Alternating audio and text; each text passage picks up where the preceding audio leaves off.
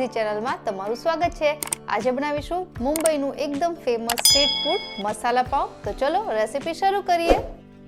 તો મસાલા પાવ બનાવવા માટે મેં મીડિયમ ગેસની ફ્લેમ પર એક પેનમાં અડધી ચમચી જેટલું તેલ અને એની સાથે બટર લીધું છે।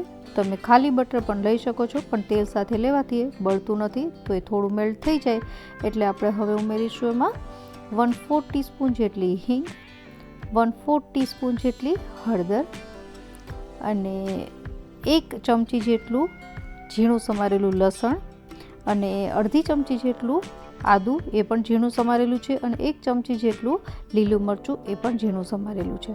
અને હવે બધી વસ્તુને મિક્સ કરી દઈશું। અહીં લીલા મરચાંની તીખાશ તમે તમારા ટેસ્ટ મુજબ વધતા ઓછી કરી શકો।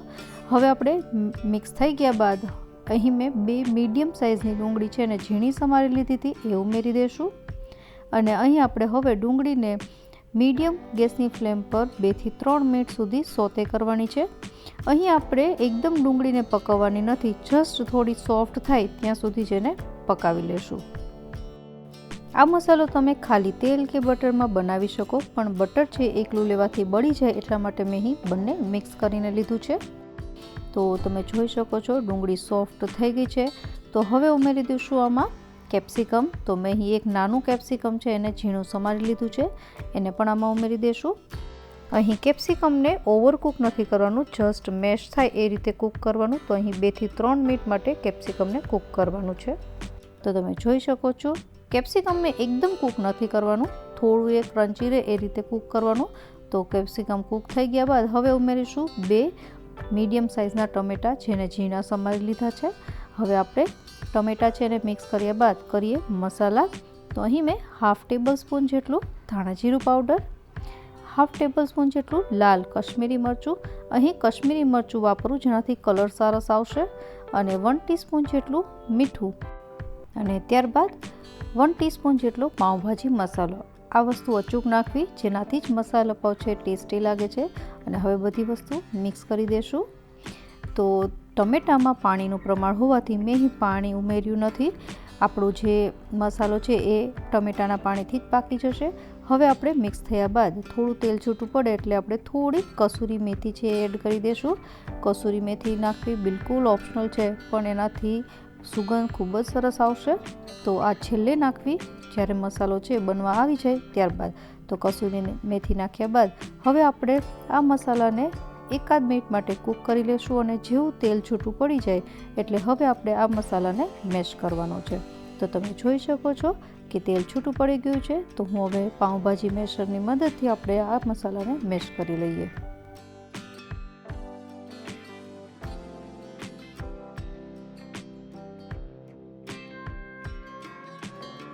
તો અહીં મસાલો મેશ થઈને રેડી છે।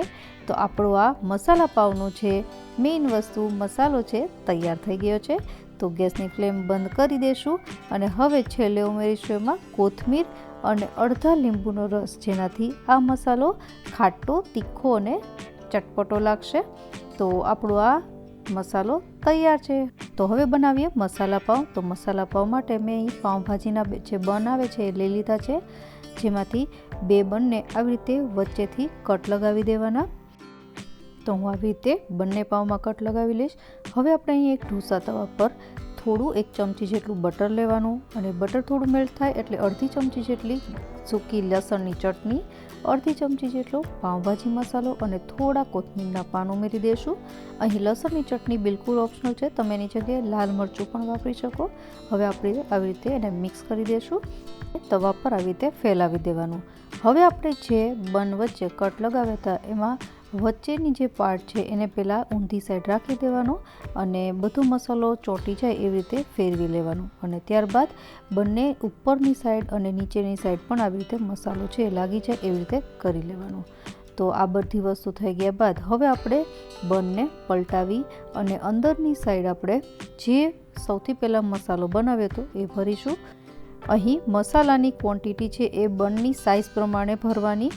તો મારી પાસે જે બન છે એ પ્રમાણે મેં અહીં 1 મોટો ચમચો અને થોડું 1 થી 2 ચમચી જેટલું ઉપરથી ઉમેર્યું છે, અને હવે એના ઉપર થોડી ડુંગળી સ્પ્રિંકલ કરી લેશું।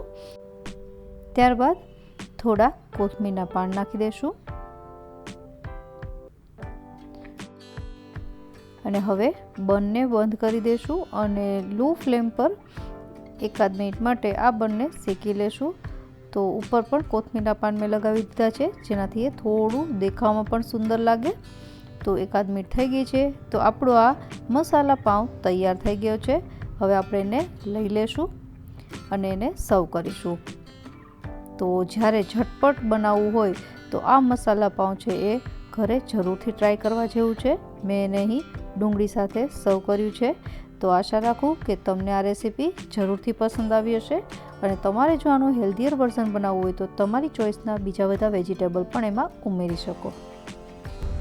અને તમને જો મારી રેસીપી પસંદ આવતી હોય તો વિડીયોને લાઇક અને ચેનલને સબસ્ક્રાઇબ કરવાનું ના ભૂલતા. મળીએ નવી રેસીપી સાથે. ત્યાં સુધી બાય બાય.